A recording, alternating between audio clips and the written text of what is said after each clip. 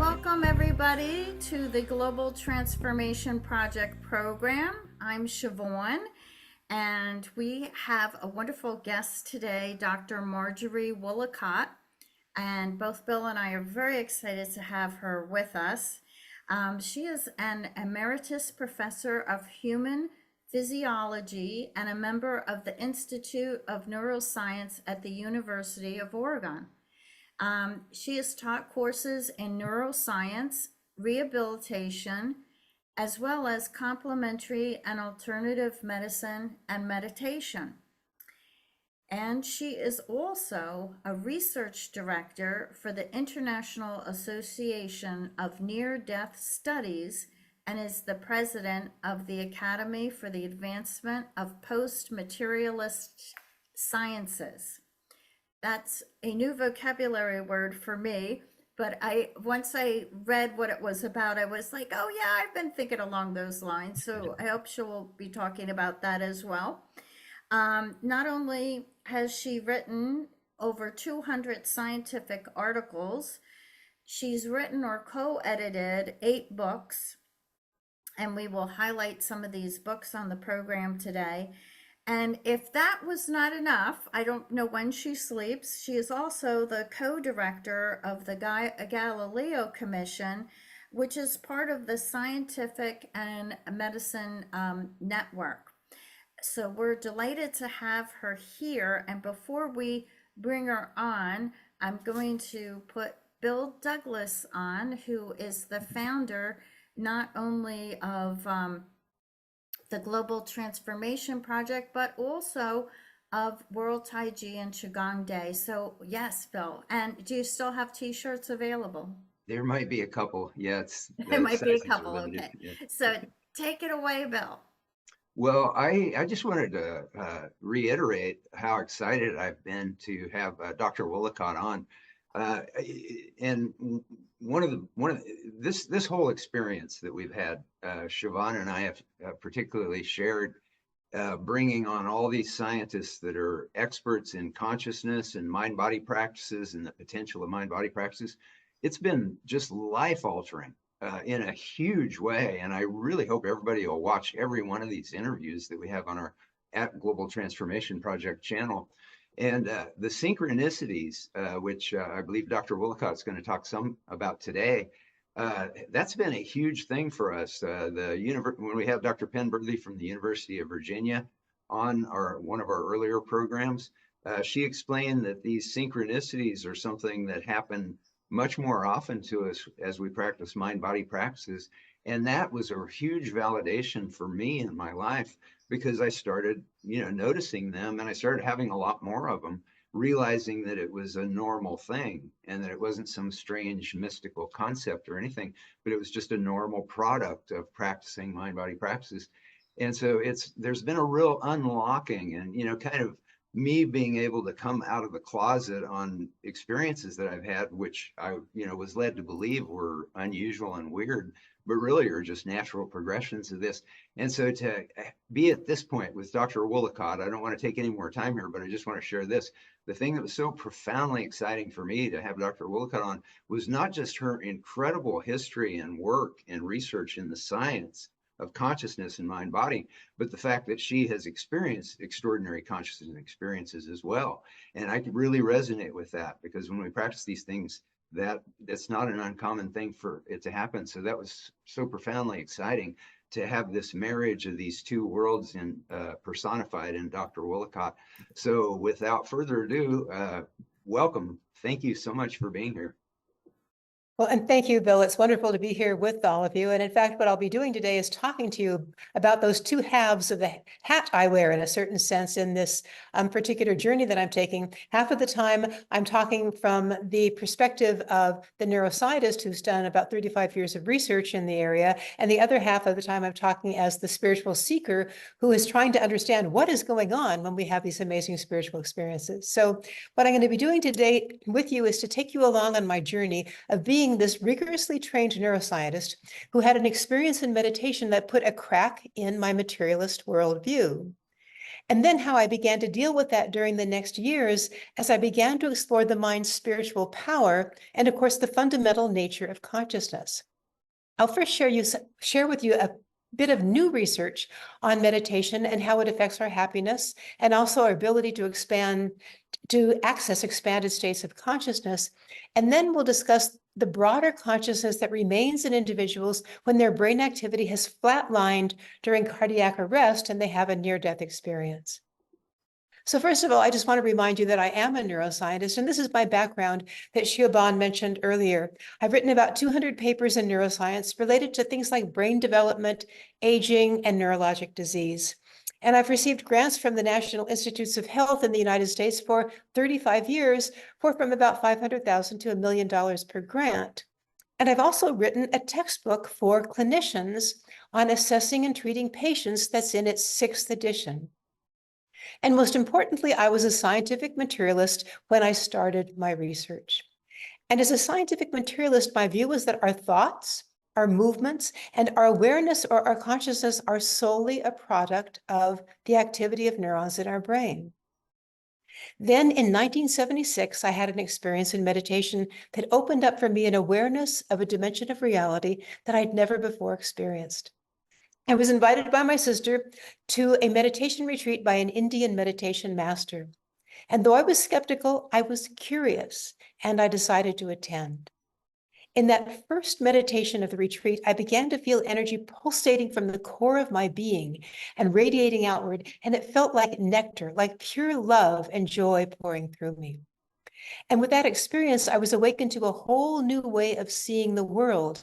And with it, I felt this powerful connection with other people and other things. It was like I began to understand that interconnection that people talk about so much. And an energetic connection that I couldn't explain through my theories of neuroscience was actually happening to me in that moment. Now, I went back home to my university in Virginia at the end of that retreat, and I began meditating every day because I found it so satisfying. And I did that knowing that just beneath the surface of my awareness simmered this quiet ecstasy. And I tapped it once in that meditation retreat with that meditation Swami, but now I realized it was just under the surface and I could tap it again if I would begin to meditate on a regular basis. And then I began having meditation experiences that I couldn't really explain through my neuroscience worldview. And I asked myself, are they real or are they just my imagination? What is really happening? And I had a professional dilemma. This is my question. Is my worldview Newtonian? That is it materialistic? Or is my world energy-based? And what is consciousness? Is it tied to neural activity, or could consciousness exist without the activity of neurons? Now, even though I was meditating every morning, in my early years as a meditator, I considered myself first and foremost a scientist. And the scientific part of me had no interest in finding research support for phenomena that I considered mystical or paranormal. And that led to a fragmented life. It seemed like this almost impossible chasm existed between my life as a scientist and my life as a meditator. And that dichotomy drove my poor husband, Paul, crazy. He loves meditation and he loves complementary medicine. And at social gatherings with my scientific friends at the University of Oregon, he'd start to talk about Reiki or Tai Chi or acupuncture, only to get a kick under the table from me as I quickly helped him to change the subject because I was so worried about losing my credibility with my colleagues. Now, after about 25 years of leading those two separate lives, I felt a bit schizophrenic, and it was a problem I decided to resolve by beginning to do research in my laboratory on meditation and on consciousness. I wanted to understand if meditation changes our mental abilities, and if so, how it does that, and what is the physiological basis for those changes. Now, a fellow neuroscientist, Willoughby Britton, recently gave a talk to a gathering of Brown University students about a dialogue between neuroscientists and people studying contemplative practices like meditation, in which, as Britton put it, in meditation, you learn how to give your attention to what you're intending to give your attention to. And surprisingly, such focus turns out to be crucial to the experience of happiness. And it would make sense. And people assume that if we get everything we want and we get rid of everything we don't want, we will be happy. In fact, Willoughby Britton says, makes sense.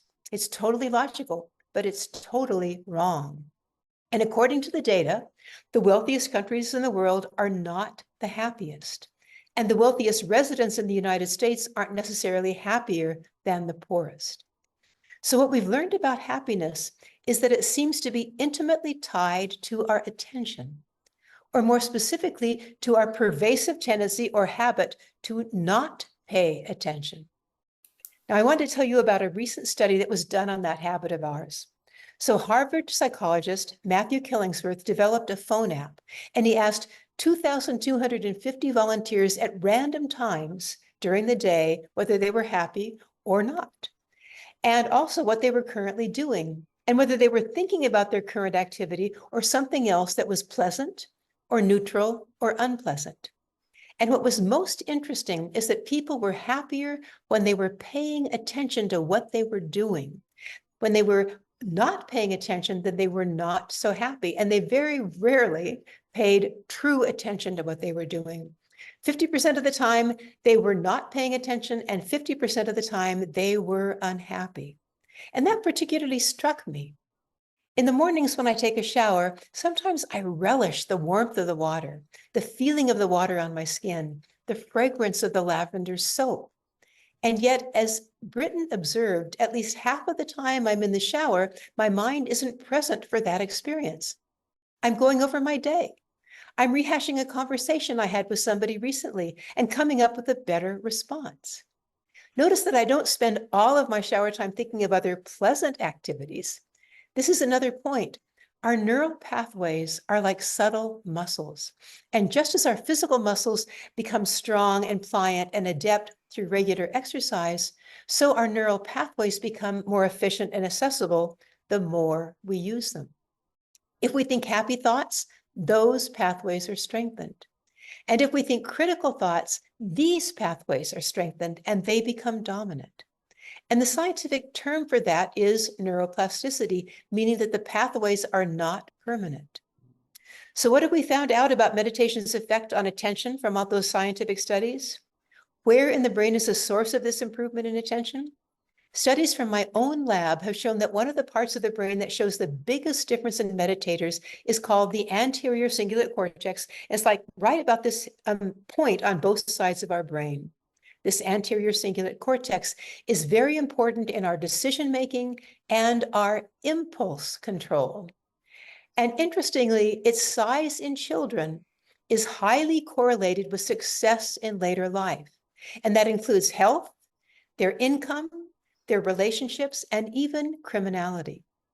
And the size at the anterior cortex is most importantly changeable through meditation. Your anterior cingulate actually becomes larger the more you meditate. So given that role of attention and happiness and well-being, the finding that regular practice of meditation has a critical impact on our attentional focus is really an important finding.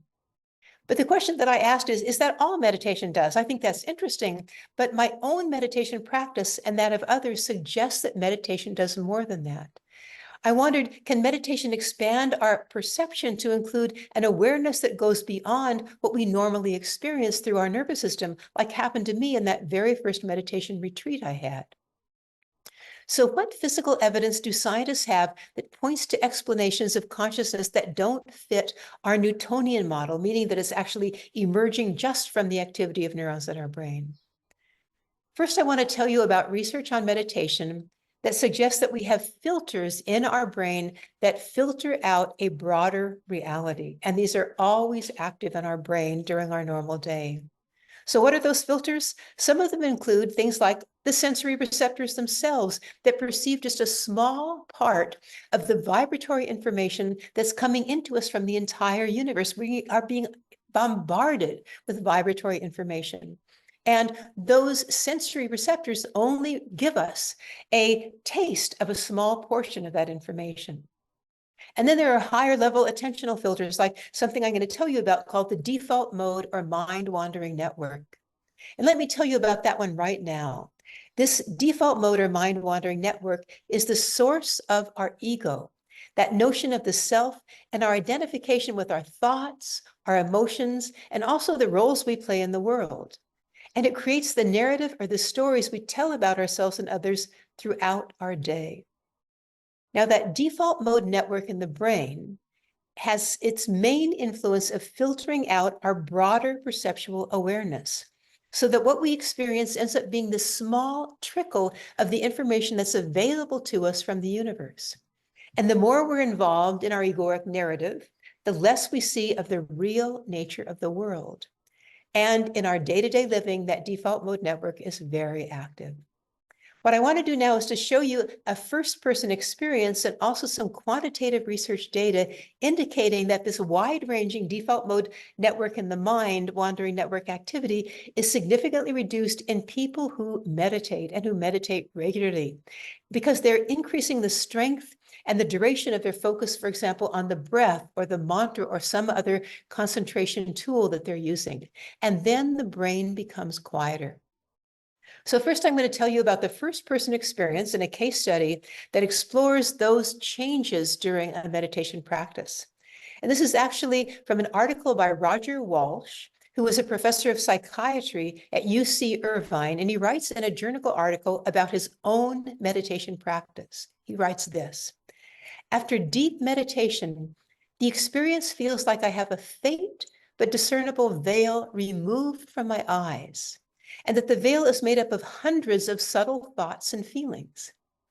Each one of these thoughts and feelings seems to act as a competing stimulus or noise that thus reduces my sensitivity to any one object.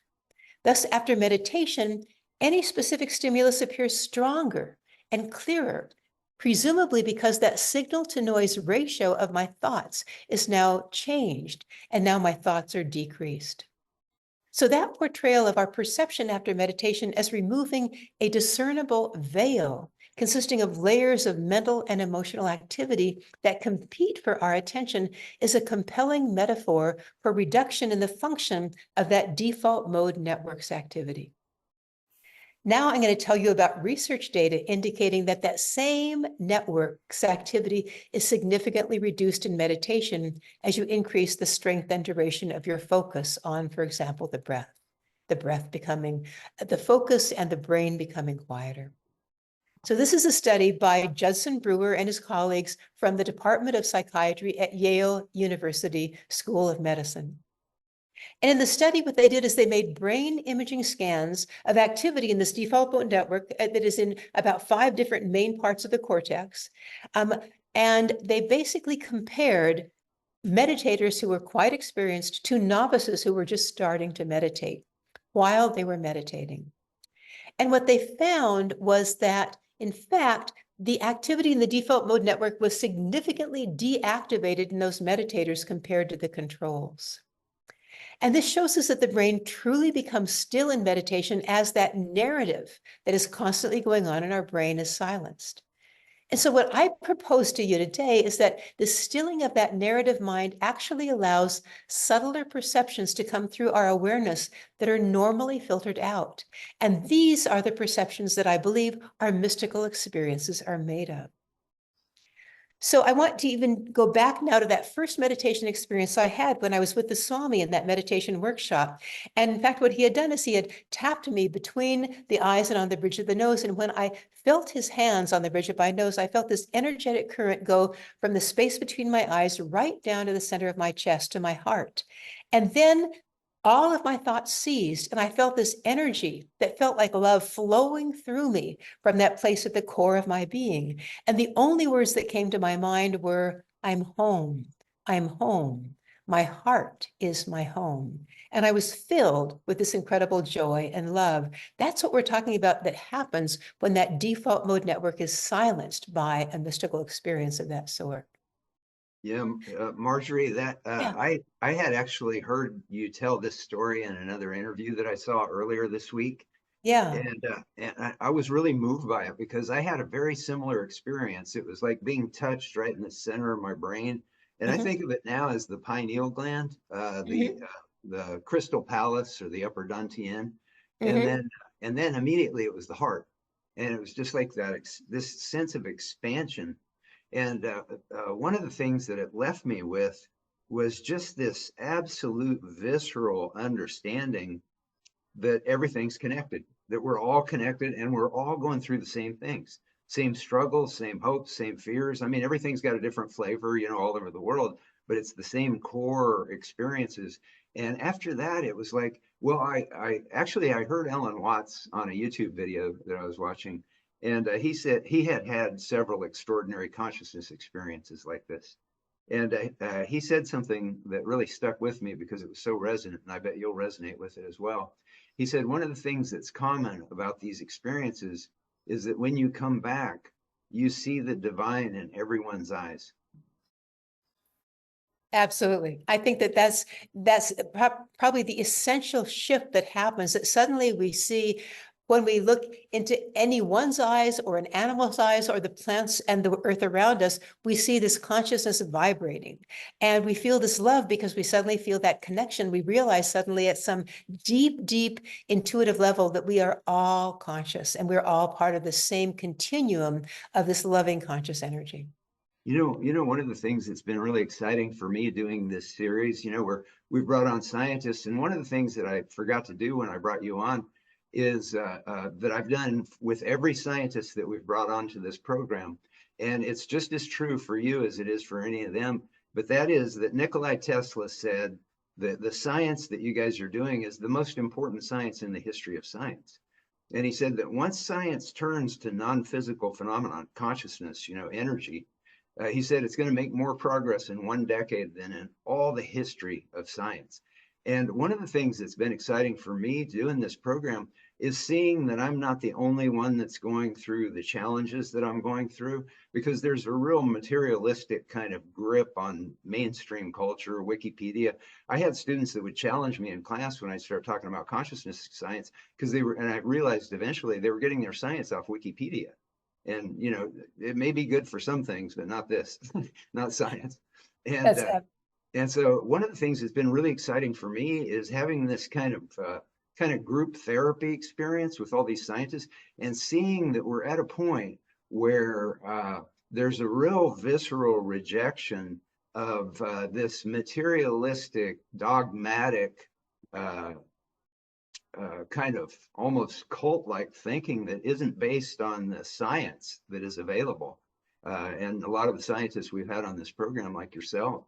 And so I find that very exciting, because we're getting to the point where we're just really tired of the just outright rejection of the reality, the fundamental reality, that we're part of a global consciousness, a universal consciousness. It's obvious in all the science, and that there's like vibratory rates that we can have a much more impact on, like you were talking about how meditation makes us more present, more happy. And so we can change our vibratory rate, and we know that that echoes out through the consciousness of the planet. That's what the science shows. And so, you know, by getting more and more people exposed to mind-body practices, we are literally changing the face of the planet, and the science reflects this. And it's just so profoundly exciting to kind of feel like we're all a part of this. You know what I mean? You're right. Yes. And in fact, you reminded me that before I go on to talk about near-death experiences, you and I had talked about the fact that I've also done research with Tai Chi and meditation in my laboratory with some of my students. And I want to just mention this one study because I think it also shows us how important curiosity is. So I have, of course, been a meditator. And so I wanted to study in my laboratory what changes in our EEG, our electrical activity in our brain, when we are attending to particular tasks and really trying to focus very strongly. And I assumed that meditators would have much better abilities at doing this. And in fact, we would see differences in the way their brain was activated because their attentional abilities would be so good. But I had a graduate student who was someone very interested in Tai Chi, and she had done Tai Chi during all of her adult life. And she said, Marjorie, I want to actually look at both meditators and Tai Chi practitioners, because I believe that Tai Chi also really focuses and increases your attentional abilities. So I said, well, sure, let's go ahead and look at both of them. And we decided that we would compare people who were experts in Tai Chi, experts in meditation, to people who were aerobic walkers, because we know that aerobic walking improves the blood to your brain, and that should also improve your attention. So we thought that would be interesting to compare those three groups. And then we added in a group of sedentary adults who didn't do any of those things to see what our control group would look like, who wasn't exercising and wasn't doing any of these concentrative practices. And I think what was very interesting for me is that, first of all, let me tell you about the task.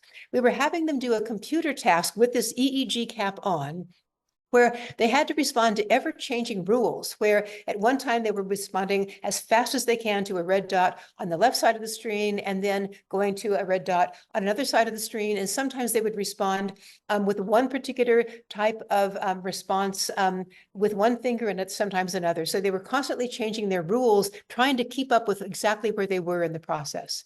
What we found is that those people who practice Tai Chi and meditation long-term had, first of all, the fastest reaction times according to these ever-changing rules, because they were so focused, so carefully able to do that, but also their electrical activity in their EEG, which is called the P300 activity, was twice as large as that of the sedentary adults. And the aerobic walkers were halfway in between. So what it showed us is that, yes, aerobic walking is good. We should all be out there doing exercise, and it increases your attentional abilities somewhat. But the people who practice Tai Chi and meditation were twice as large. And that is because we're adding in that incredible component of concentration practice on top of the aerobic exercise. And of course, I was very happy to see that, in fact, meditation and Tai Chi were about equal. And I should mention one caveat on this study. We could not find meditators who did not also do aerobic activity in our town of Eugene, Oregon, which is the running capital of the world. So in fact, our Tai Chi and our meditators were both doing aerobics and this extra attentional activity, this exercise of meditation and Tai Chi. So I think it's really good news that these particular Eastern practices, meditation and Tai Chi, are very, very powerful at making us, of course, better human beings, because you remember in the first part of my talk, I said that the anterior cingulate cortex is increased in size through meditation, and that's the part of your brain that's controlling your attentional abilities and your success in the world in general. So I think those are fascinating. Over the last couple of years, about 3 years, I've been compiling all the science that I collected on mind-body practices to create the Gospel of Science. And oh, by the way, it's free all day on Amazon Kindle. 700 pages of meticulously endnoted science on what all this stuff does. And so I was immersed in all that science, and it got me dedicated to my mind-body practice, because I was seeing, oh yeah, I could be getting, I forgot, because even though you're teaching it, there's times when you kind of just do a job, it's like where you're not as inspired. But all that science got me re-inspired in it, and so I just really re-immersed myself in my mind-body practices, and then I started going to the gym, and I started shooting baskets. And I had always been really horrible at basketball in school. I never played it, but anyway, I started shooting, and I noticed, well, there were kids around me, and they started making comments. They called me the guy that never misses, and so I videotaped it, and I went home and I did the tally on my hits and misses. And I was shooting more accurately from the free throw line than 435 of the 450 NBA players. And it blew my mind. I feel like Harry Potter when I do it. And it's just cultivating that focus. And that's all it is, because I never was a basketball player. I hardly ever picked up basketball. So it's been really extraordinary hearing people like you talk about the science that you were just talking about how you can measure, this increased focus. And then for somebody like me, I read that, or I hear you talk about it, and it unlocks a lock in my mind, and it goes, oh yeah, I can do that. You know what I mean? And you get that efficacy. And that's one of the things that's so frustrating about the fact that this kind of science is not getting the attention that it should be getting in mainstream media. Everybody should know about this science, because it unlocks even those of us who, like me, who've been doing, something like Tai Chi and Qigong and meditation for 40 years, a little bit of yoga here and there, and it's all mindfulness. But I've been doing all that for 45 years, but having the science unlock the locks of possibility in my mind, the combination of those two is huge. And so that's why we're so dedicated to getting your voice and your books and your work and all these scientists we've had on the program out there. Yes, I think that you raise a very important point, and that is, as you said, as you began to read that literature, you then rededicated yourself very, very intensely to your mind-body practices. And I think that something that some people don't understand when they first start to meditate is they meditate for 5 minutes and their mind is wandering and they say, I can't do it. And they get up and they get off of their mat. And they don't realize that this is something like any practice, like basketball, et cetera, where you have to dedicate a certain amount of time every day and continue to do it, and simply watch your mind without being like frustrated by it and say, oh, the mind has wandered. Let me gently bring it back to my breath and let me do it again. And simply have that patience. And as you notice, like over time, as I've noted over time, eventually the mind gets stronger and stronger and is able to do things that it was never able to do before. So I think it's such a powerful And remark. also, Dr. Delorme, who we had on from Toulouse, France, Yeah. he said that the brainwaves research that they had done, what it showed was that there is no such thing as a bad meditation, because he said Yeah. when those things are coming through that feel like distractions, if we keep coming back to the practice without, really making a big deal out of it or judging it or anything like that, he said what it appears to be is it appears to be an unloading. So those, those thoughts that come through and stuff, we feel like they're distractions and interruptions, but actually they're just things releasing. And so he said there's no such thing as a bad meditation.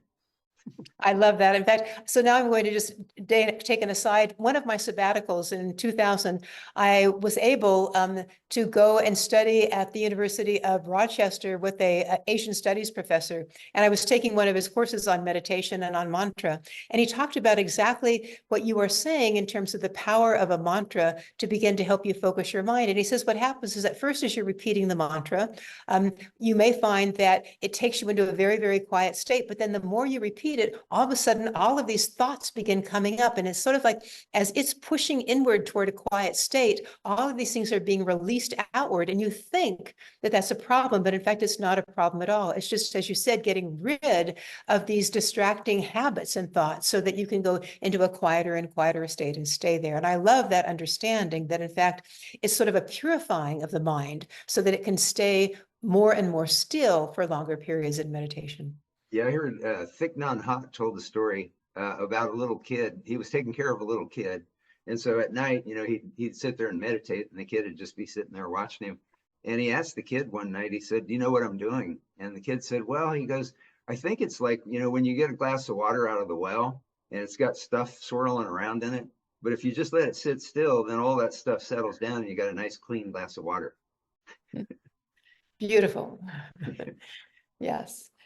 Well, so maybe I will go on and now just shift to one other aspect of consciousness that I also think is really important, and that is what happens in some of these extraordinary moments like near-death experiences. And I want to say this because I think that all of these practices of meditation, Tai Chi, et cetera, and then these extraordinary events like someone having a near-death experience when they're close to death are all turning the mental activity down, turning the brain activity down, and allowing more expansive states of consciousness to come through. That's beautiful. So what I'm going to talk about now is the fact that these typically are going to be studied in the laboratory or in hospitals when somebody has had cardiac arrest, because when they've had cardiac arrest, the heart stops and therefore blood to the brain stops. And within 20 seconds, a person no longer has EEG activity. It's flatlined after 20 to 40 seconds. So these are careful studies that have been done in highly regarded journals like The Lancet, which is ranked number 2 out of 150 journals in medicine. So I'm going to tell you about the research by Dr. Pim van Lommel in the Netherlands. And he conducted what we call a prospective study, which is the gold standard for studies of this kind in research, where everyone that comes into a hospital that has cardiac arrest is enrolled in the study. And what you then do is that those people that survive the cardiac arrest are interviewed and they're asked if anything extraordinary happened while they were in cardiac arrest. And what they found was that 12% of those cardiac arrest patients in this network of hospitals in the Netherlands said that they had conscious near-death experiences, even though their body, including their brain, had been judged by those medical professionals to be non-functioning or dead. because again, that brain activity, the EEG was flatlined when they were recording it in the hospital. Now, 25% of those people said that they actually were able to watch and recall all the events that happened during their cardiac arrest when the hospital personnel were resuscitating them. And typically they were aware from a point of view above their heads, watching the personnel actually trying to do all the resuscitation techniques. Now, what Van Lommel concluded from this particular study is this. He says in his discussion section, the thus far assumed but never proven concept that consciousness is localized in the brain should be discussed. How could a clear consciousness outside the body be experienced at the moment that the brain no longer functions during a period of clinical death with flat EEG? So that's a clear challenge to the Newtonian or the scientific materialist worldview.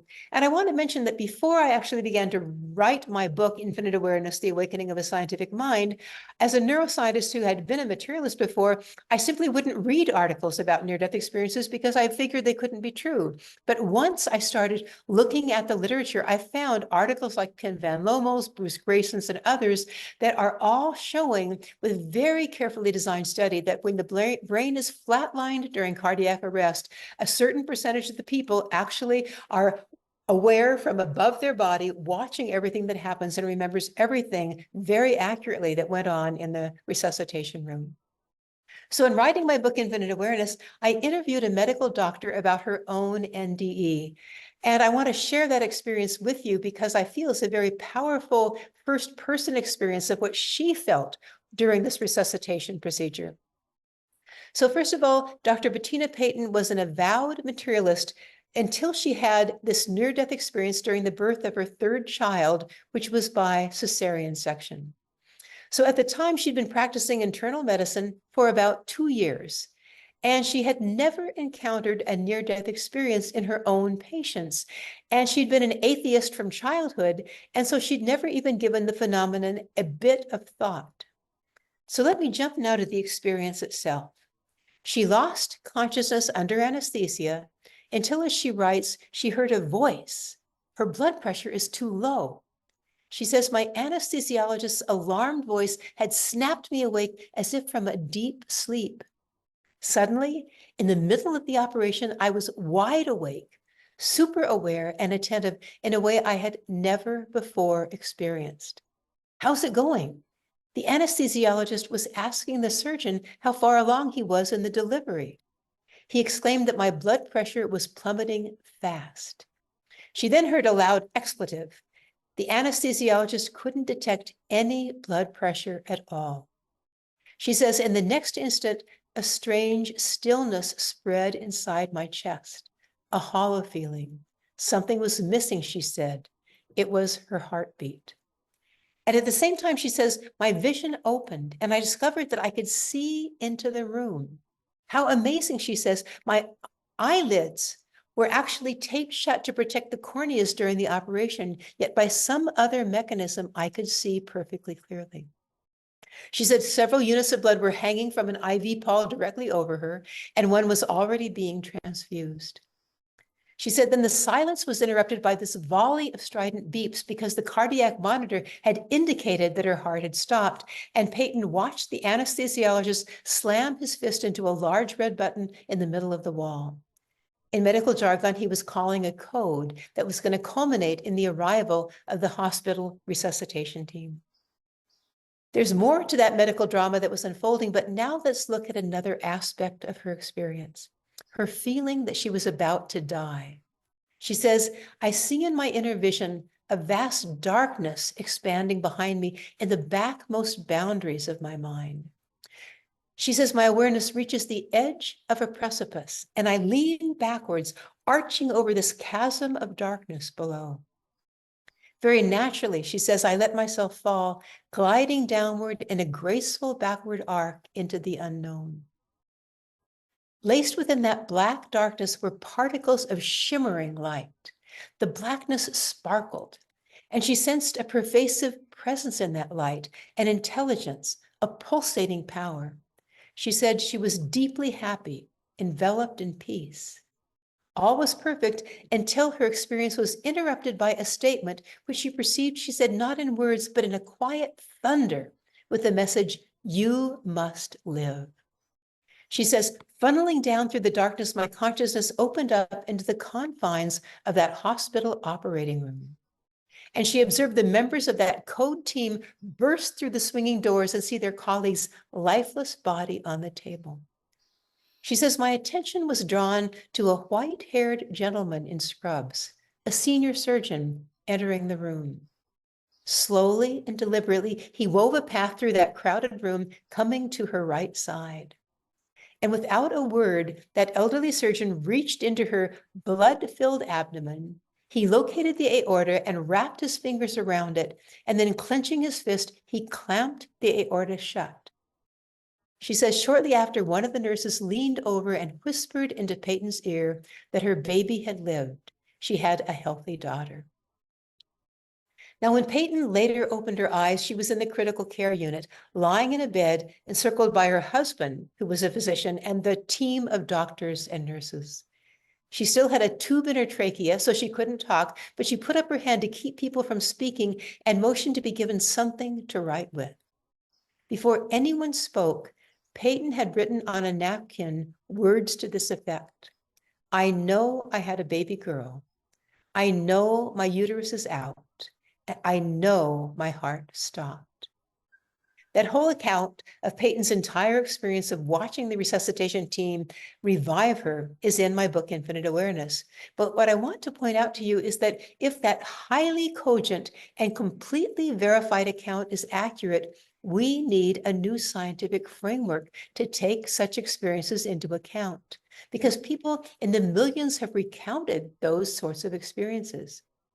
Yeah. So what do those data suggest about the role that our brains play in our capacity to experience what I might call cosmic consciousness? I believe they've shown that when the brain activity is reduced, either during an NDE or in deep meditation, there's an enhanced capacity to experience non-local awareness. And that suggests that those normal filters that I just talked about earlier keep us from experiencing expanded states of consciousness, and they are reduced or they're removed. So now I want you to take a big step with me, and I want to introduce to you two different models of mind-brain function related to meditation, to health, to near-death experiences that I call the consciousness-brain interface models. Now, the first one is that of most neuroscientists, is the one that I held to be true during all of my young graduate school and early university professor days. And that's the one where consciousness or the mind is considered solely that product of brain activity, though it's not understood how that could really happen. And according to that model, if someone is mentally disturbed, the only way to treat that illness is to give them a pharmaceutical, because you have to affect the brain activity because that's causing the disturbance. Now, the second one is what I call the energy matter continuum model for consciousness, in which that interaction works both ways. The mind and infinite awareness can affect the brain, and of course, the brain can also affect the mind. And so I believe there's this vast non-local consciousness that can be filtered and is filtered or limited to form the contents of our mind by all of those circuits in our brain we talked about. And at the same time, our brain, of course, can also affect our mind. Now, in that model, if you change a person's mind, you change their brain, and you can heal a health issue. And that's how energy healing can actually work. Or in meditation or a near-death experience, if you access this non-local consciousness through reducing or eliminating those filters on the brain, you can have experiences of unity with others or with the entire world. So this research evidence, I believe, that I just showed you on meditation and NDE supports that second model of consciousness, that consciousness is much more than just the product of activities in our brain. Now, Pim van Lommel suggests that the normal filtering process of the brain that inhibits that broader awareness is eliminated when the brain stops functioning in the NDE, and that's what allows that expansive awareness to emerge.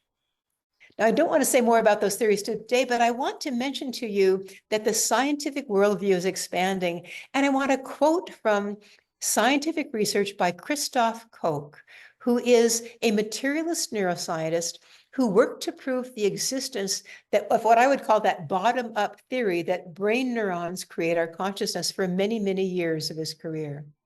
And recently he's modified his view to say that consciousness is distinct from brain activity. And I'm going to quote him now, and then I'm going to tell you a little bit about a recent meeting I was at with him in Tucson, Arizona at the Science of Consciousness conference. So this is what he says in his book. He says, the hypothesis that all matter is sentient to some degree is terribly appealing for its elegance, its simplicity, and its logical coherence. Once you assume that consciousness is real and ontologically distinct from its physiological substrate, then it's a simple step to conclude that the entire cosmos is suffused with conscience, with sentience. It's in the air we breathe, in the soil we tread on, and in the brain that enables us to think. Now, those are revolutionary statements from one who was a materialist neuroscientist, a professor at Caltech, one of the most prestigious universities in the United States, and a research colleague of Francis Crick, a Nobel Prize winner. And they mirror my own transformation. When I was writing my book, Infinite Awareness, it allowed me to bring my own first-person experience of consciousness through my meditation practice and my scientific worldview of consciousness together. And from originally thinking that my experiences were outside the scientific box, my scientific box has expanded sufficiently now to include these experiences as true realities in what we're seeing in all of these phenomena of the world. And I want to mention to you just one more thing, and that is that when I was at the Science of Consciousness conference at the end of April, Christoph Koch was in a plenary session at the end of the conference talking about the changes in his understanding of consciousness in the last 30 years since 1994, when the conference first began. And he listed on a slide 8 different things that have changed his understanding of consciousness. And they were that now he believes that the materialist perspective that the brain creates our conscious awareness can no longer be considered sufficient to explain our awareness. And he also said that it was from a mystical experience he had himself that partly changed that understanding. And he also talked about modern quantum physics now talking about entanglement and the fact that, in fact, all of these particles of the universe are entangled, and that can also explain why we are able to experience things beyond just what our brain neurons are perceiving through the receptors of our 5 senses. So I felt very, very happy to see that someone that was a hardline materialist neuroscientist is beginning to join the ranks of those of us that are expanding our awareness of our understanding of neuroscience to include the fundamental nature of consciousness as part of our understanding of the mind and the brain and the way they interact. That's So thank beautiful. Yeah, that's beautiful. Yeah, I did a presentation at a local high school, and I've never been part of the public education system, but I've been invited in as a guest speaker. And I had a young man, it was a high school class, and we did a meditation, a Neigong energy meditation, and some moving Qigong. And after the class was over, he came up to me and he said he'd had like a Kundalini experience. He had this experience where he just felt like he was just part of everything and connected to everything. And then he said he got scared. And so I told him, I said, if that ever happens again, don't be scared because you always come back. You just remember that you always come back. And so there's nothing to be scared about. And it really struck me because, I was only there for one day, and that kid just happened to be in that class to get, that validation. But I'm sure school children all over the planet are having experiences like this because kids are in alpha theta state up to about 7 years old. So, it's a natural state to be in, but then we lose touch with it, And so one thing that I wanted to just kind of bounce off of you is, given your journey, and so much of your journey is so synonymous with my journey. I didn't go into science, but I did go into the clinical hospital teaching, the physical health science aspect of mind body. And your experiences and things, it's so synonymous.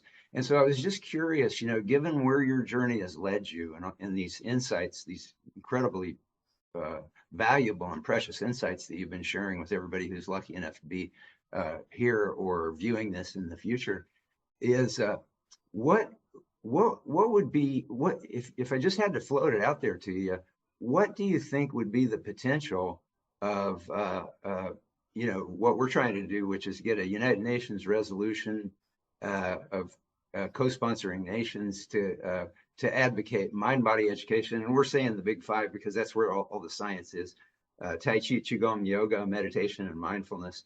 Those are all well scientifically validated. And the idea is to just get local teachers all over the world into the public schools by educating, using a UN resolution to get public educators around the world aware that these mind-body practices could take education to a whole new paradigm level.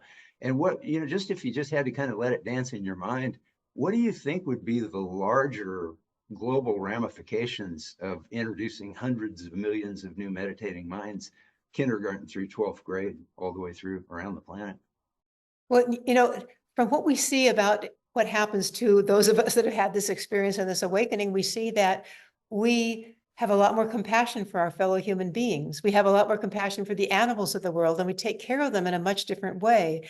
We have a lot more compassion for the plants of the world and for the planet itself. And so you suddenly see that when you have that feeling that you talked about and that I shared, of this feeling of interconnection with all that's around us, we have a feeling of love for everything around us as well. And we don't want to hurt anything. We don't want to be selfish because we realize that we all are part of one whole. So you could imagine that the world would truly be a better paradise if that were to happen. And I want to say that, of course, it's not like we would turn from like things that are really challenging as they are right now to a perfect paradise, because I also believe there are many young souls on the planet, and we each are evolving at our own time frame. But the more that those young souls are actually connected and interconnected with people that are wiser souls through these classes that you might be talking about, through their teachers, the more I think they will perhaps evolve faster toward understanding the interconnectedness of the planet and all of us in it. And I guess when I talk about it, this love and joy flows through me, because I could imagine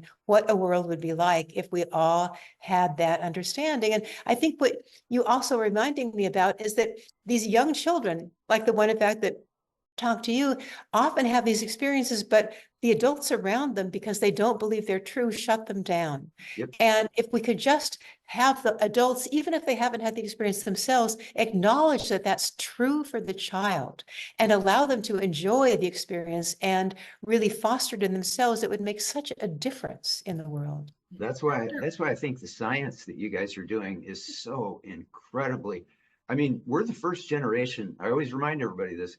We're the first generation in the history of humanity to have all this Western scientific validation, mathematical validation of these spiritual concepts, that are so real. And so it's like, for me, it's just been so liberating to know that I'm not weird, I'm not strange, I'm not having creepy, strange experiences. I'm maintaining a connection with that natural alpha theta state that we all had as children, and refinding it. Qigong masters, they call Qigong a return to childlikeness. Remembering that magic of life, and it's just so important for all of us. Anybody watching these programs, to start spreading this science out everywhere you can, because it pops. What all this has led me to see, especially with Dr. Roger Nelson's Global Consciousness Project, and also the TM Foundation's, meditation studies on crime, violent crime rates, and things like that. But it just becomes really apparent that we have a global consciousness, and it's a vibratory rate. And the less that it's in kind of the fear-based surface reality where most people are, especially if they watch mainstream news all day long, and move into this more coherent state of consciousness. And when we go into those coherent states, it ripples out. And Dr. Nelson's research showed that that's when our consciousness is most powerful. So it's not like it's really a contest between chaos and coherence, because coherence will win. It's more powerful. And the more that we spread this science and get people to inspired to touch into their core, and mind body science shows that that's a way to do it, you guys are literally changing the future of the humanity right now. Bill, can I jump in? Yes, Can please do. Can Yeah. I jump in? Yeah. Okay, so we had Donna Eden on in December, and she was relating how she was teaching young parents how to continue the talk with the children about seeing colors, the auras, and different things, and to keep that dialogue. And she said, she believes that all of us can actually see this from the time of birth. We can see the auras, but then we grow out of it because we're not discussing it. So exactly what you're saying. I want to switch gears a little bit because you got me thinking, Dr. Marjorie, that Dr. Larry Dawsey and Bruce Lipton have written some well-known books over the years explaining a lot of the research that you've also have done as well. And I'm just curious if you wouldn't mind sharing with us. I would wonder, this has been going on for maybe a decade or more, these studies. As scientists, have you all gotten together and said, hey, maybe we should go to the media with this or bring this out more open? I mean, are you, let me put it this delicately, are you comfortable talking about possibly this network or idea that you might all be bringing this out to a wider audience? Yeah, it's a very good question. And the answer is yes. And so, in fact, the Scientific and Medical Network and the Galileo Commission that I'm also a part of have been working on that very hard. And they have a journalist network where they're trying to train journalists in how to get this information out to the media. When the media want a story, that they can feed them something related to consciousness and all of this research that's being done. So Liza Horan is the person that is part of our Scientific and Medical Network that's heading up a lot of that work. And it's exciting for me. And so what they're asking for us to do as scientists is to, when we have published a new study, to give it to the journalist network so that they can then advertise it out to the media outlets. So I think that is one thing that we're doing that should be very helpful. And I want to mention one other thing that we're doing, and that is that there is now a funded project in the Galileo Commission and Scientific and Medical Network on consciousness education. And this is headed by Joan Walton in our network and Laurel Waterman, and I'm a part of that group too. And what we're trying to do is get a group of educators from, in this case, it could be preschool through university, who have ways of teaching in courses to these age groups, to give proposals for bringing consciousness education into their classroom. How would they teach children about consciousness so that they don't only get it when they are out of school or when they're out of the university, but they're getting it all the way through grade school, all the way through. So I think we have a number of people now that are creating proposals, and we're going to be going to some major granting agencies to try to make this happen, because Joan's idea, I think, is really important. What you need to do is get to the teachers and get the teachers to actually give it to their students. And then as that teacher does it, she may share it with other teachers. And it's through the grassroots that you're actually going to make these changes happen. Well, there's a couple of things come to mind. With the Global Transformation Project, part of it was colored by the fact that we organized World Tai Chi and Qigong Day. And what shocked us, because it really surprised us that it became a massive global thing like it did, because we didn't have huge money behind us. It was very organic. It all just kind of happened from putting the idea out there. But what we realized was that there are very experienced, people who've put their life into mind-body teaching in every local community around the planet. And I didn't realize that. They're everywhere, countries you would never think. They're everywhere. And so you've got these incredibly experienced mind-body teachers in the local community. So the Global Transformation Project, what we're recommending is that education systems consider reaching out to local mind-body teachers in their community, because you can teach teachers how to teach a meditation, but that doesn't replace, 30, 40 years of experience with it. Right. And so all these are there. And then the other thing that popped up as you were talking about it, which I wanted to throw out there so that hopefully maybe you guys might be able to consider this in your planning. But one of the things that became really apparent to me when I discovered the Muse headband, that Yes. Muse headband, that was profoundly beneficial for me. And I'd been a meditator for decades before that. Yeah. But to Yeah. have that instant feedback, and it really showed me, the pineal gland, when I let go, Yeah. that's when I go into alpha state. And so the Muse headband is relatively inexpensive. And I think that, I've always thought that that could be a really good way for educators to know whether they're having an effective mind-body program, because they'd literally be able to see whether students are going into alpha state or not. Yeah, and I bet the students would enjoy watching that in themselves too, to see Oh, what yeah, it feels it'd be like a video game. Yeah, yeah. Because we, at one point in my Tai Chi class, we had like 5 students in the class. One was me, who all had the Muse headband. And we Mhm. started having like contests to see whose percentage in alpha state would be higher, And it became like this kind of game, kind of like basketball or something. Yeah. Mhm. Bill, I mean, I'm surprised I'm not seeing you jumping up and down. Apparently there's so many of us thinking along the I know. same lines. That's what's so exciting. I mean, I hope I live long enough to see this just mushroom. This is Yeah. amazing. So my next question is, what about something like the NIH? How do we get mainstream to fund your projects? How do we get them on board? Good question. And so I should say that, again, there is hope. Now, of course, we do have the National Institute of Complementary Medicine that does fund a lot of meditation projects. And they're doing a lot of work, in fact, in VA hospitals now with meditation, which is really good. Oh, you locked up there. You're locked up, Marjorie, just so you know. Um, Am I locked up too? No. she just froze for a moment. I You might always have to, pause you might have to because sign out and sign back in, Marjorie.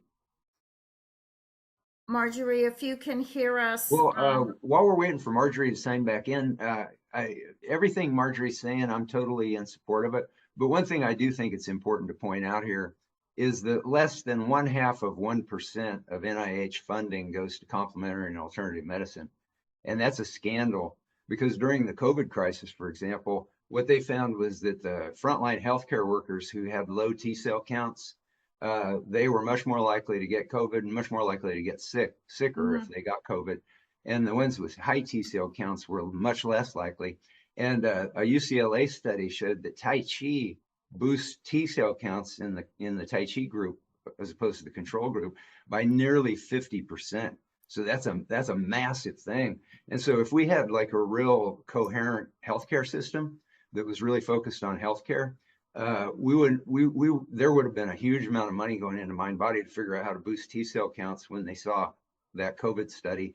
And it's not happening. Less than 0.5% of NIH funding is going to complementary alternative medicines. And when you look at the science on that, that is irrational. Right, It's so but, irrational that I just can't keep not repeating it. I agree, Bill, but And so I'm back. Oh, okay. are you back, Marjorie?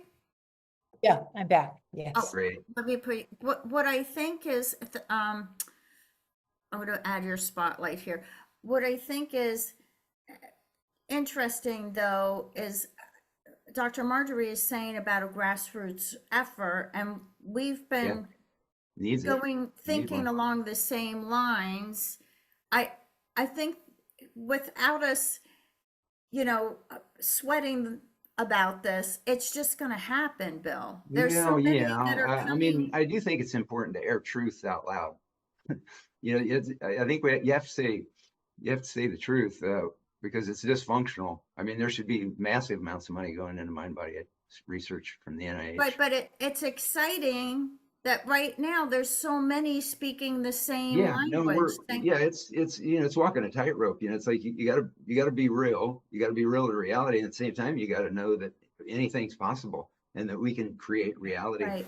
But it's, Can I mention, it's I like just want to both. mention that the NIH is doing something else just before I got cut off from my internet, but Basil Eldada, I believe is his name, is the head of National Institute on Aging, and he has created a proposal to ask for grants related to terminal lucidity or paradoxical lucidity at the end of life, which is when a person has, for example, been in a coma, they have dementia or Alzheimer's, or a terrible stroke, and in the last minutes to hours of life, they come back to total lucidity and then they pass away. And the issue is, a neuroscientist knows that that shouldn't be able to happen if your brain is not working. And so he's actually given 6 grants to people around the country to at least begin to explore that. And of course, they're exploring it from a neuroscience perspective, but just the fact that they're open to what might be going on, I think is wonderful. So I think that little by little, we're getting more curiosity at the higher levels of National Institutes of Health to really Yeah. begin to look at what is the evidence. And I think that's Well, all that any of us are well, asking is just yeah. look at Well, I the think evidence. all these institutions are filled with good people. Don't get me wrong. Yeah. But you know, us saying, you know, the obvious out loud that there should be a lot more money going into mind-body research, that helps the people within the establishment who know that that's true. So they have support if we say that truth out loud. But yeah, that's very exciting, and you know, and it's been so liberating to hear the kind of research that you're involved in, because, like, for example, my brother had a near-death experience, you know, classic one where he was looking down, you know, from the top of the hospital room and seeing everything, and then my wife had one as well, and yeah, they both said they were incredibly beautiful experiences. And one thing that struck with my brother, because you were talking about the non-locality of consciousness and how it's all one connected thing, you know, it becomes really apparent that really what we are, or what our brain is it's like a computer, and it touches into the internet. So the internet's not stored in here. It's stored in the fabric of the universe. And one thing that my brother said about his near-death experience, which would be interesting to hear your comment on it, but he said, you know, he said, when I was there, he said, any question that popped into my mind, all I had to do was think of the question and I knew the answer. And it was also elegant, and it made such incredible common sense, you know, that I just thought I'd remember that when I got back. But I didn't, because my brain was different when I got back. Yeah, that's what so many people say. It's one of those mysteries of what happens when we move to the other side. So we can also know that that may happen again and be waiting for the answers to all our questions. Yeah, I'm actually, you know, I've gotten to the point now where I'm just really looking forward to it. I mean, I don't want to rush it. I don't want to rush it, but it's not anything that I really fear. And that's another thing that I realized, you know, once you have these cosmic experiences, you don't really fear death, because you just realize it's not what we were led to believe it is. Yeah. Speaking about mysteries, I just loved reading your paper on the analysis of spiritual awakening in a Kundalini tradition. Yeah. And I feel that there's a story behind the story. So can you share with us, like, how and why you came across? I mean, this is such a beautiful article. I'll type it in.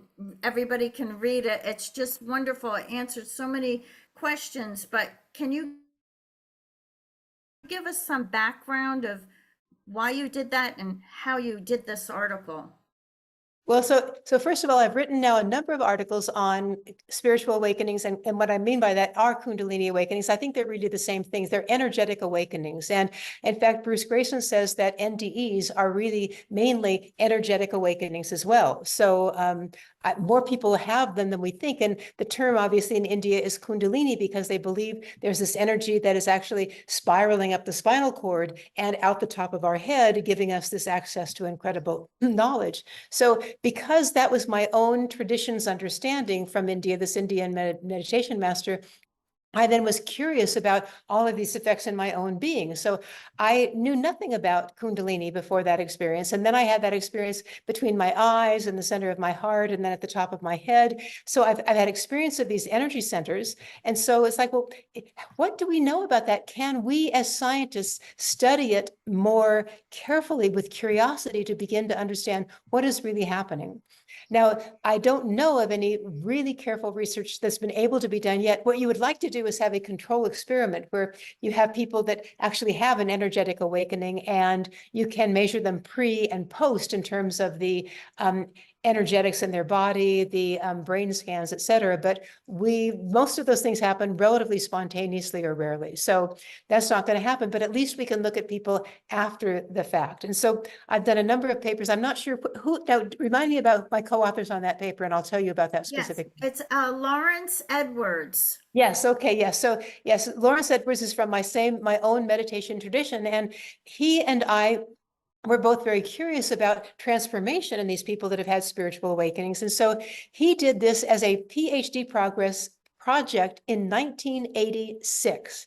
And he was a clinical psychologist getting his PhD. And he then did not publish it because he was a clinical psychologist. And so when he told me he had done this dissertation, I said, "Oh, Lawrence, please let me help you write it up, because I think it's so important to get out to the public." So I then took his dissertation and put it into a research paper format. And then we worked on it together so that we actually had a nice, clear format. And of course, it was astounding to me how the belief systems of each one of these people changed over the course of their meditative awakenings. And I think one of the intriguing things was they were comparing householders to people that lived full time in these ashrams, to swamis who were dedicating their life to it. And everyone had similar experiences. I mean, the good news is that for all of us that are just householders, doesn't really matter as long as we're dedicated.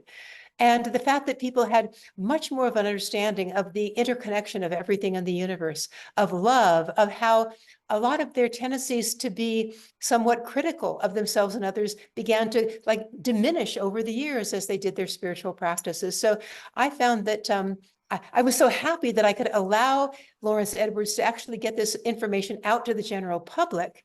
And one of the things that I did was we published it in the Journal of Transpersonal Psychology, because I wanted psychologists to really be able to see some of these changes that can happen in these Kundalini-oriented traditions. Yes, it was published in 2022. And wow, so since 1986, this was like sitting on a shelf somewhere. But the main takeaway is, and I hope everybody heard that, is that you don't have to be a hermit on a mountaintop to have this experience. Well, That you, right, Bill? yeah, that's one thing that I'm always trying to get across to students or whatever, is that you don't have to be, well, I guess the way I always put, you don't have to be Jesus to have extraordinary kind of sacred experiences. You don't have to measure up to some, high standard. They're accessible to everybody. Just going into these alpha theta states opens up just all kinds of possibilities. And like you said, Marjorie, you tend to, the part of your brain that judges yourself all the time and belittles yourself and criticizes yourself, it just starts to go into abeyance. And then you start to really tune into the possibilities of everything. And you just kind of get over this idea of good and bad and evil and wrong and all that kind of stuff. And you just see, solutions and possibility. You start to resonate towards solution oriented things. And that's ultimately what led me to the Global Transformation Project, because I'd been a political activist my whole life, anti-war, freeze the nuclear arms race, environmental, human rights, all these things. And I realized that everything starts right here in human consciousness. And if we got, hundreds of millions of school kids all over the planet going into a coherent state of consciousness, that's going to affect the planet vastly more deeply than me standing on a street corner for the rest of my life handing out flyers for some political cause. Exactly. Yes, I totally agree. Dr. Marjorie, would you have time for us to open this up to questions from our audience? If anyone in the audience would like to ask a question, I'd be happy to. So we have a small enough audience. If somebody wants to raise their virtual hand or computer hand, you just take your cursor, scroll it down, and I'd like to share something with you, Marjorie, while we're waiting for somebody. I had the cosmic experience that I had was in my 20s, And I had this cosmic experience that was, like you had, where it was the brain and the heart and the expansion and the love and just the complete connection of everything. And then I started writing, and I was really doubting myself because I was a shipping clerk at the time. And so this went on for months. I just was writing. I had to get all my feelings and everything out. I just had to purge constantly. And then at some point, I was just kind of laughing at myself and thinking how stupid it was that I had this big stack of stuff that I'd been writing. And then when I came home from work, I was real despondent, and I decided I was going to come home. I was going to get a 6-pack of beer, or I was going to go to change clothes, go to the local bar, and just have a bunch of beers. And I hadn't done that since I'd had that experience. I'd stayed really clear.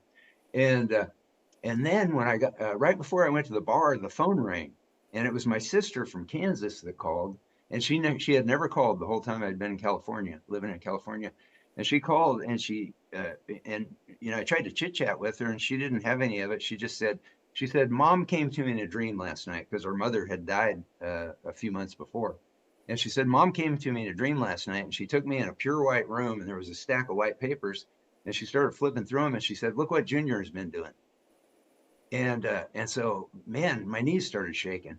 And so then I didn't want to ask my sister for details because I really liked the idea that maybe my mom had been watching, you know, but I had to ask because that's just the way my mind works. And so I said, well, what was on the papers? And she goes, oh, God, I don't know. There was so much. And anyway, what I'd been writing is I'd been writing a lot of poetry and stories about children's innocence and how important it is to the world right now. And also just, things people are going through, different people all over the planet. And so anyway, so I asked my sister, I said, well, what's on the papers? Because nobody knew I'd been writing. And she described it exactly like I just did, poetry and all that stuff. And so then my knees just started almost giving out. I had to hold myself up. And so anyway, so that was, in the terms of extraordinary or near-death experiences, that's kind of a different twist to it because my mom came to my sister, and and the whole time after it happened, I was thinking, why didn't she just come to me? And I realized because then I wouldn't have believed it. It had to come outside of me, back to me like that. And so anyway, I'm just kind of interested with your background, if you have any comment on that. Well, simply, and we can then go to Brian, but that I did write another paper on after-death communication with Chris Rowe and colleagues from England. And there are a number of examples just like that one, where the person comes through someone else to give you, in fact, what they call veridical or absolutely accurate information about something that's happened that shows that it truly was them communicating with you, in this case, through someone else. So thank you for that. Oh, And yeah. yeah, thanks for your work on that. We Sure. have Brian. Brian, you have a Yeah. question? Yeah, you mentioned the University of Rochester, and I'm in Rochester. I teach with a group of volunteer instructors, and Wow. I was wondering if there was a study going on in the Rochester area that the teachers and some of our students might take part in. Wow. And I believe, I know that the professor I studied with, his name was Paul Muller Ortega, has retired from the university since then, because that was in the year 2000, and we're 24 years later. So he has retired. And I believe another professor that was there, Douglas Brooks, has also retired. So those were the two people that were the main part of this Asian studies program that I really enjoyed.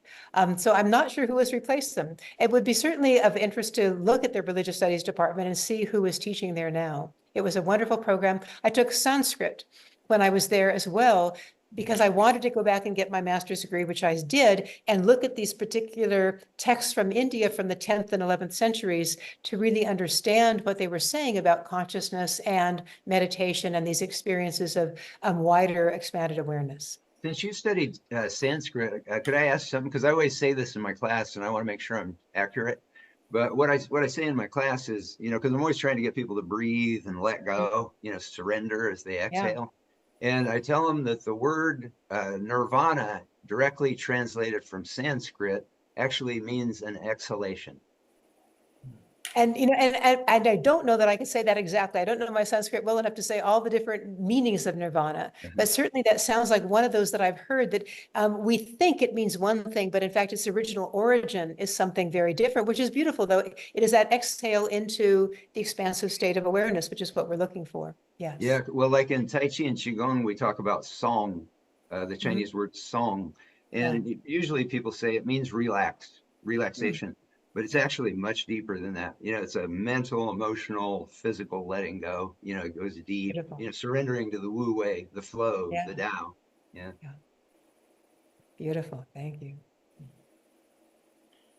Dr. Marjorie, would you like to talk about some of your books that Well, you? certainly, I mean, the book that I think tells the most about my own transformation is Infinite Awareness, The Awakening of a Scientific Mind. And so that's where, in fact, many of the experiences that I talked to you about today are actually found if people want to read that more, near-death experiences, et cetera, and why I was able to shift from being the materialist neuroscientist when I had that awakening to someone that was expanding my worldview and then going into research now, as you noted, in all of these areas related to altered states of consciousness, whether it's through meditation, through near-death experiences, through after-death communication, et cetera. And so so one of the books that I've written in addition to that is a book called Spiritual Awakenings, Scientists and Academics Describe Their Experiences. And that's through, again, the AAPS and the Galileo Commission, because we wanted to show that scientists and academics have the same quote unquote woo-woo experiences of expanded awareness that other people do, and it changes their view of the world. They shift from being a materialist to being someone that says consciousness is fundamental. So in that book, I think we have 57 scientists and academics describing in like about 3-page essays their awakening and the transformation in their life. So that's one of them. Another one that we have written has to do, in fact, I'm just finishing the editing of it. It's a book on synchronicities. And in some ways, the synchronicity book is like the spiritual awakening book, because when you begin to like look at synchronicities in your life, which means things that are too physical and or mental events that shouldn't be causally correlated at all, but they happen at exactly the same time to give you a whole new understanding of a situation or the world, you begin to see that everything in the world is entangled, and that's why it begins to show itself in these ways to you.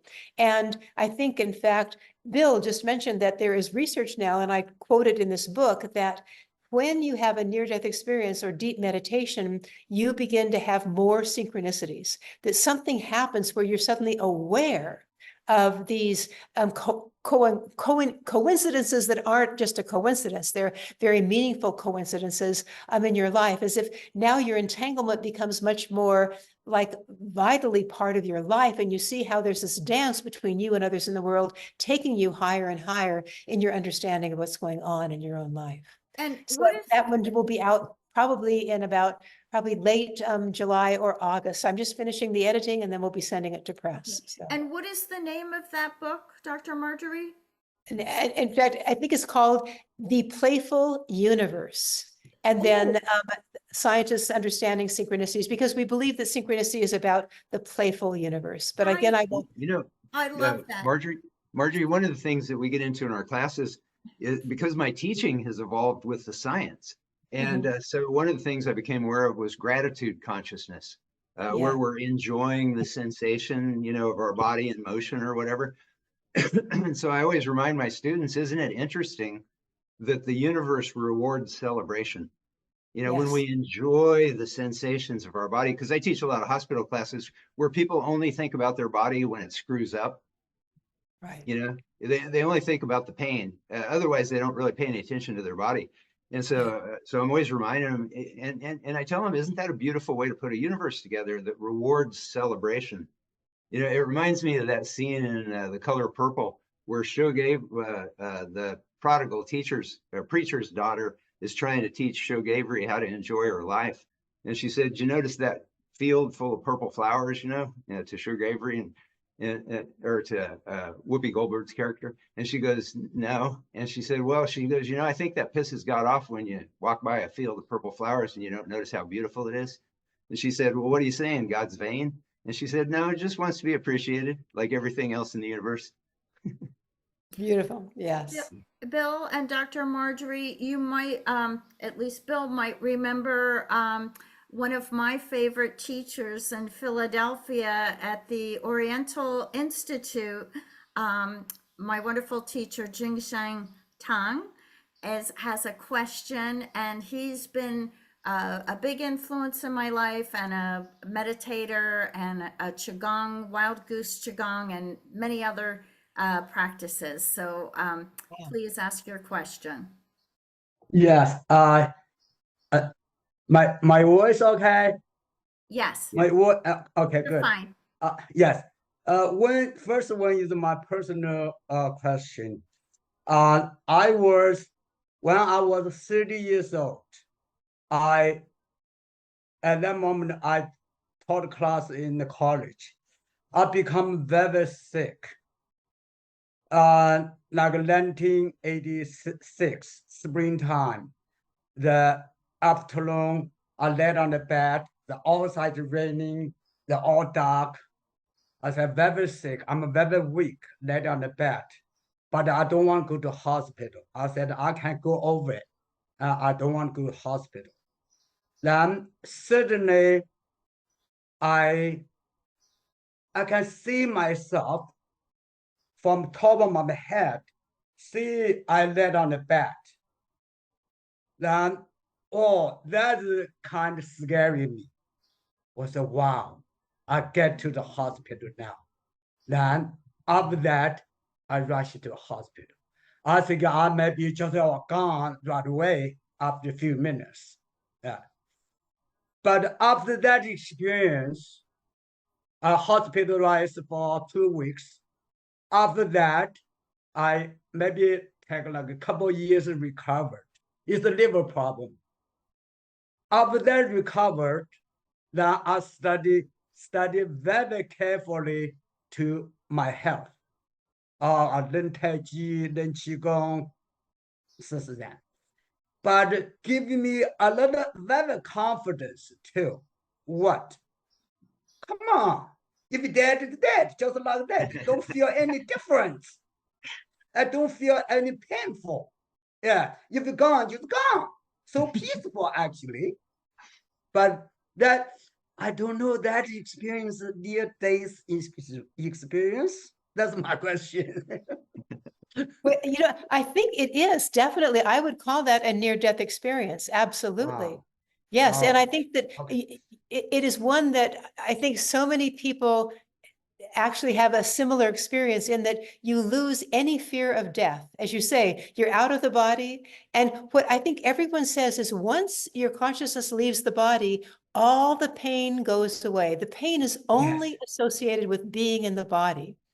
And so, Okay. and of course, what they also mention is that when you go back into your body, there you are back in the pain. You have to realize that now you have to recover. But yeah, so that was definitely a classic near-death experience. And I think it's beautiful that you had that and that it truly transformed you. I mean, in terms of Yes, then yes, doing Tai Chi and yes. everything else. Wow. Thank you. Thank you. I looking 30, 40 years, I get the answer. That keep my mind for over 30 years. Yeah, That's 40 years. wonderful. No answer. Today I get answer. I'm so lucky. Thank you so Well, much. and I You know, think you should, if you could write your experience oh down yeah. to share with others, that would be very helpful.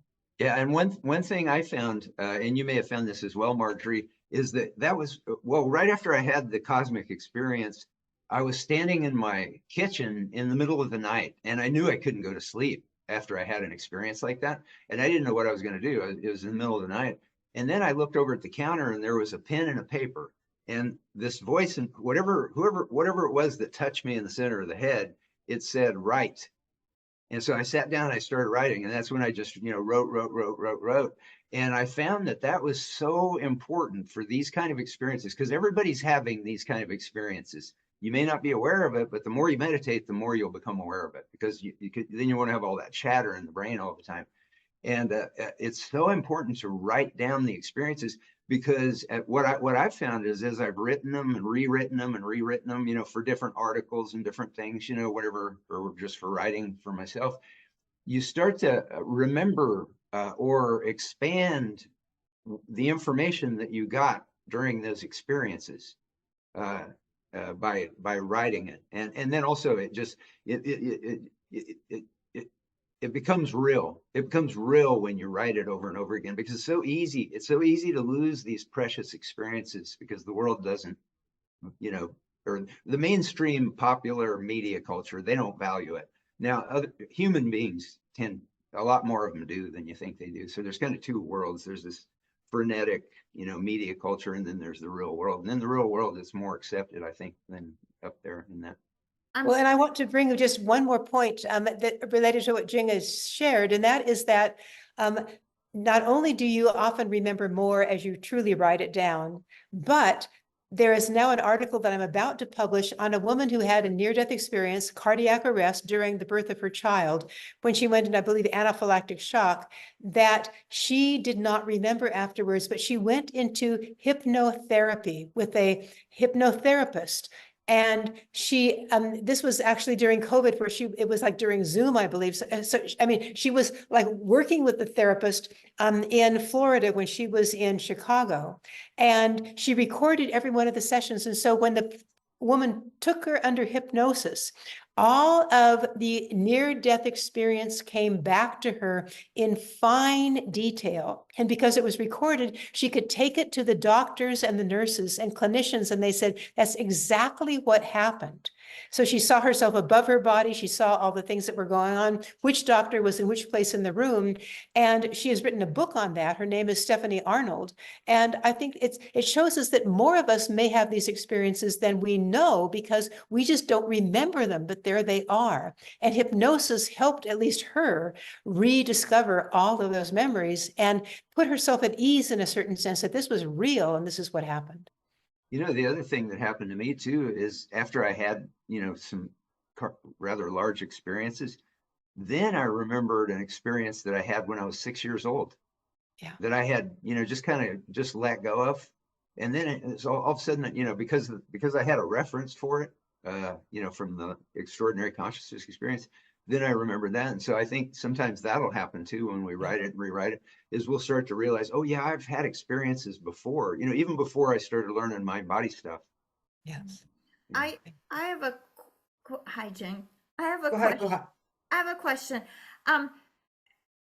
Okay, so years ago, I went to a meditation workshop and I had an experience. I hadn't meditated like everybody else for years, and it was like going into the deep end of the ocean, and I had this experience, and I remember having fear and going up to the person who was conducting the workshop and having fear of going home and doing this and not being able to come back into the body. Since then, I have different feelings about that, of course, but for some people that aren't used to meditation, can you address maybe that fear of, not coming back in? Yeah, I think a lot of people have it, and I think it's our ego. I mean, it's our ego believes it's this body and this mind complex, and it belongs in the body. And when something like that happens, and we might leave the body, it goes, oh my goodness, And so I think the thing that everyone says is that if we can simply be calm and be present with what's happening, everything will turn out just fine. It's simply the panic that happens. And what I think so many of my friends and mentors have said is you face into what's happening. Instead of running away from it, you face into it. And I like that understanding as well. So yes, I think the point is that, as Jing was saying, even if you were to die, I mean, it's like, you're still here. So even if you were to leave your body permanently, but we don't, we come back into our bodies. So Did you guys see Doctor Strange, the Marvel movie? Oh, you have to watch it. The first one, not the second one. But anyway, Dr. Strange, he's this surgeon. He's a great surgeon. He's all left brain. He's completely mental. And then he has a car wreck and his hands are all messed up. And he ends up in Kathmandu, with this master up in the Himalayas. And so the master lets him into her school. And she opens the book and she starts showing him pictures of the chakras and different things, and she says, this is how, he says, I want to heal. And so she goes, okay, let's start here. And she goes, what do you think? And he goes, great. It looks just like stuff I've seen in gift shops my whole life. And then the master, she like touches him on the head. It kind of reminded me of your experience. And all of a sudden he just like pops out of his ethereal body, just comes popping out. And then he goes shooting through the cosmos, and then he comes slamming back into his body. And the master looks at him and goes, have you ever seen like anything like that in a gift shop? Yes, yes. Thank you. Okay. I have one more question. That is because I taught so many students so many years, and some students left so many years. Afterwards, sometimes I don't know, my mind just come out. Someone couldn't recall for a long time. Couple days later, he come to class or he contacted me. This looks like when this happened, I say, few days I have the information in my head, but I didn't get it very clear. When they contact me, I say, wow, this is something happening. You don't need to call, you don't need some kind of connection. They still connect each other. Oh, yeah. That is something, maybe more people experience that too. Something unspeakable, we cannot tell scientific reason for those kind of stuff. Oh, it is, Yeah. it is proven scientifically. Oh, yeah. Uh, Yeah, people's oh, yeah. minds are connected. Yeah, they're non-local. Yeah, this stuff happens a lot. Well, even- but Jing, I think it's that our minds are connected, but when we go into the state that you were in when that happened, you are beyond time and space, so that you know about something that's going to happen in the future, and you also know who it's going to happen to when they come to you. So it's like literally we move into that realm of pure consciousness beyond time and space, where these communications they're all present right now. And I mean, it's a powerful way of understanding the nature of consciousness. Yes, it's fascinating. Yeah, Wow. I can't remember if it was Dr. Penberthy from the University of Virginia, but it was one of those researchers. And she said, you know, these ancient traditions, you know, yoga, Tai Chi Qigong, Taoism, when you look into them, these kind of extraordinary consciousness experiences, at one time, they were just accepted as a normal outcome of practicing these things. But then over the decades of my life, we really squeezed a lot of the consciousness part of Tai Chi and Qigong out. I mean, that's my area of expertise, but it might have been so in yoga as well. And it became more physical, you know what I mean? More physical energy, more lower Dantian kind of thing. But you know, she made the point that, you know, these kind of experiences they're really quite normal outcomes of this stuff. And that's one of the things that I think we're kind of in the midst of, is the yoga and Tai Chi and Qigong community starting to come back to terms of these deeper roots of our practices. You know, beyond just because I was one of the people that said, oh, well, it's the only thing that's important is the medical research. That's all that's important. I used to get into arguments with Dr. Effie Chow, because she'd say, Bill, don't lose touch with the spiritual part. And I go, we're not into that. We're into this, you know, the health, medical. But now I realize that it wasn't esoteric spirituality, it's scientific consciousness reality is what we're talking about here.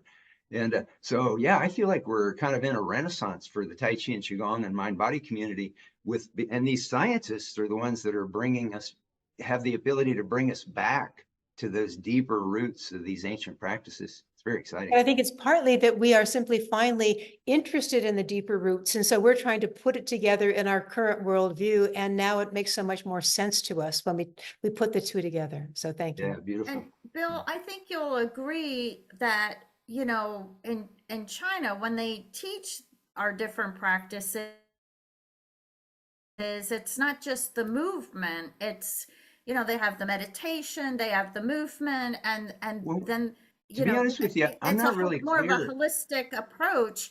When Yeah. things come to America, just like with yoga, we seem to compartmentalize things and specialize just in one aspect and not the whole picture. Yeah, I get you. I hear what you're saying, and that's true because just the Asian way of looking at things, or the Chinese way for sure, is you see things as systems and flow rather than individual, you know, interaction things. But to be honest with you, now I'm not an expert on this. I don't know this for a fact, but my impression is that in China, Tai Chi, like in educational systems, it's gotten very physical. Yes, now I it don't think has. mind-body meditation is a huge part of it. And that's one thing that we would like to see changed in China, just like everywhere around the planet, getting, mind-body Yeah, into it has education. changed. Jing, do you want to address that? Because you've lived in China. Yeah, that'd be interesting. Yeah, China, the teaching Tai Chi, that I think have two systems there now. One is the official systems. Official system that give you forms that just care the movement, that doesn't care the meditation, breathing. You as long you get movement, it's okay. That's one system. Another system is original from a home practice or community practice that doesn't care the official the form, that still have their own form. They all have meditations, but sometimes meditations that keep a secret, that don't tell you, that don't only do various narrow the small amount of people surrounding him to if you're very close to him that teaching you this kind of meditation, then no like a standard meditation, everybody do same meditation, no such thing. Maybe have it, but we don't know it. But that locally for the people live outside city or mountain or countryside that do their own thing. That's another system. Actually, this system have so many very valuable the practice. Yes.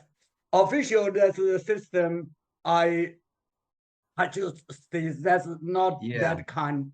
Well, see, one of the things with the Global Transformation Project is because it encompasses the big five, which is Tai Chi, Qigong, and then meditation and mindfulness and yoga as well. But the meditation and mindfulness science, see, if we get that out to educators around the planet, I think that could inspire a reconnection of Tai Chi, even in China, with the mindfulness and the meditation part. Because we get that science out to all the educators, and all the educators that see, oh yeah, you want to have meditation, mindfulness, and Tai Chi. That's what we're hoping. It'll have that effect as well. Yeah. Right here, I'm teaching always have meditation. My people even they can take 1 hour movement meditation altogether. Even 90 years old, they still do that. Now, do you think meditation would be as big a part of your teaching if you hadn't had that near-death experience? Say it again. Okay, if you had not had that near-death experience that you had, do you think meditation would be as big a part of your teaching as it was since you had that experience? Yes, I think that is after that meditation. I think is the big things for our teaching. Yeah. Also, I have one research idea. See, you can have it. If somebody one day can, I have experience. Every time meditation, up to 30 minutes, my brain very clear. They always have very good inspiration idea to explain things, to get some new things on. Well, I said that usually the scientists have those kind of things, but Tai Chi you practice up to certain meditation, deeper meditation, this thing come out. You can, I have so many ideas starting from meditation come out. Yes, those ideas not from book. Then from all different book that join together, that good idea come out. One of the scientists that I talked to, they talked about research that showed that when we go into meditative states on a regular basis, which Tai Chi, yoga, all these things can produce meditative states, but when we go into alpha, theta state on a regular basis, it produces more gamma wave consciousness. And gamma wave consciousness is seeing things from many different angles and many different dimensions. And then you get these more elegant kind of organic solutions. And like when you're teaching, like before I go in to teach Tai Chi and Qigong class, what I do is I sit in my car and I try to just let go of everything. I just try to open up to the field of nothing and everything. And then when I walk into the class, I don't have an agenda. I don't have anything that I'm thinking of teaching. And then when I go in there, then it all just becomes this organic flow. And you find yourself, like I think you were alluding to, you find yourself explaining things in a much clearer way than you would be able to if you had pre-planned it. You know what I mean? It's like that spontaneous Tao or flow or whatever comes through. The Bill, meditation promoted the function. Yes, I'm right, sorry. exactly. Yeah. I'm sorry, this is also interesting, but Dr. Marjorie has to leave soon. So I just wanted to say, first of all, thank you so much for your time and your Thank you. beautiful presentation. And we could keep you on here for a long, long time. But could I just ask at the end, how can we help you? What can we do to help you? We will put you on our website and your books, but is there something's coming up for me that there might be something we could help you with? Well, so actually there is one thing that I can do, and that is that as I mentioned, we're doing this terminal lucidity study, both in children who have immune diseases and other diseases that cause them to die early, and also adults. And we are trying to find people who have experienced this terminal lucidity in a friend, a relative, perhaps if they're a hospital worker or somebody in hospice. And we would love to have them fill out our questionnaires, or simply contact me so that I could fill out the questionnaire with them online. So Okay. what I will do is If I you will have- send you that information. Yeah, if you have something succinct that we could just put in our Yes. newsletter, we'll send it out in our newsletter. That would Yeah. be wonderful. That would be so So, helpful. I guess we were entangled there, Dr. Marjorie. Absolutely. That came out. Okay, so thank you so much. And Jing, I have a feeling you want to say something more to Bill, so we'll Oh, yeah. say goodbye to Dr. Marjorie because she has another program, and I want to again sincerely thank you. Please Yeah, send thank that information to Bill. We'll get it on the website. I'll put it on my social media. We will help you. Thank you so, so much. I appreciate it. It was a wonderful time with all of you today. See you Thank Yeah, soon. thank you. you. Thank you. Thank you, again. thank you. Yeah. Bye-bye. Yeah, bye. So, Jing and Bill, I have to ask you both this. Okay, so I'm not saying I have any special skills here, that I'm a special person or anything, but I find when I teach, You are, but that's a whole other story.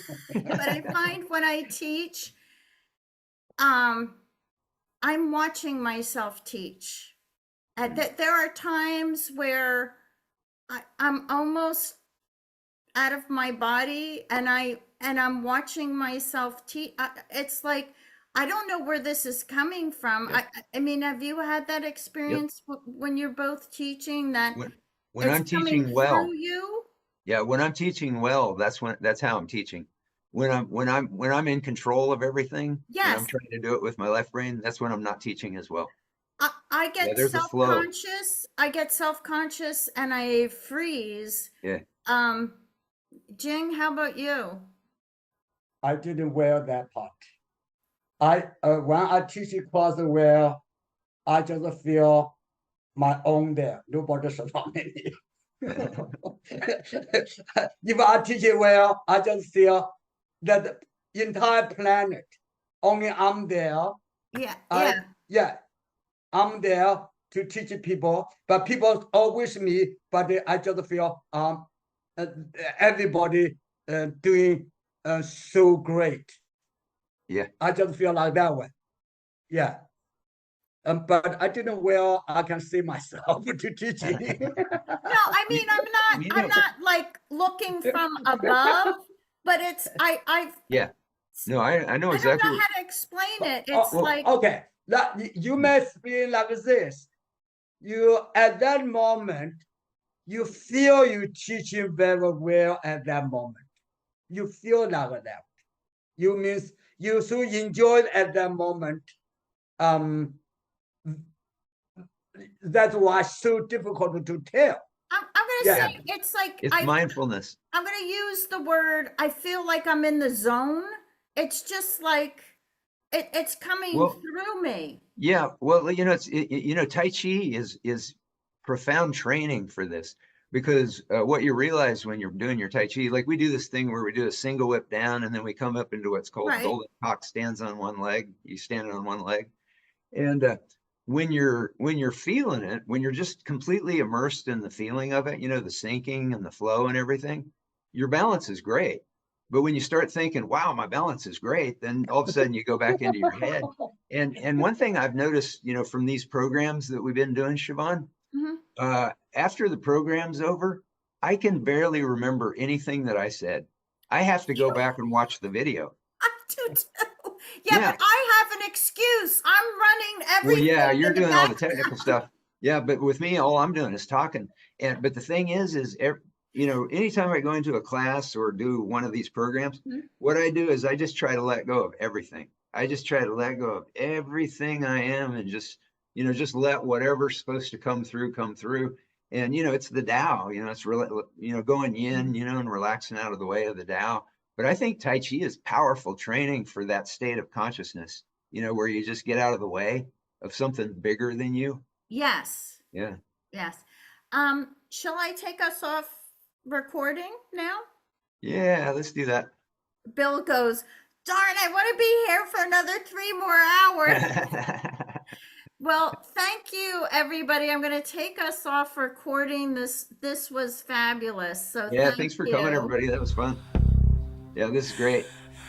Yeah, I can't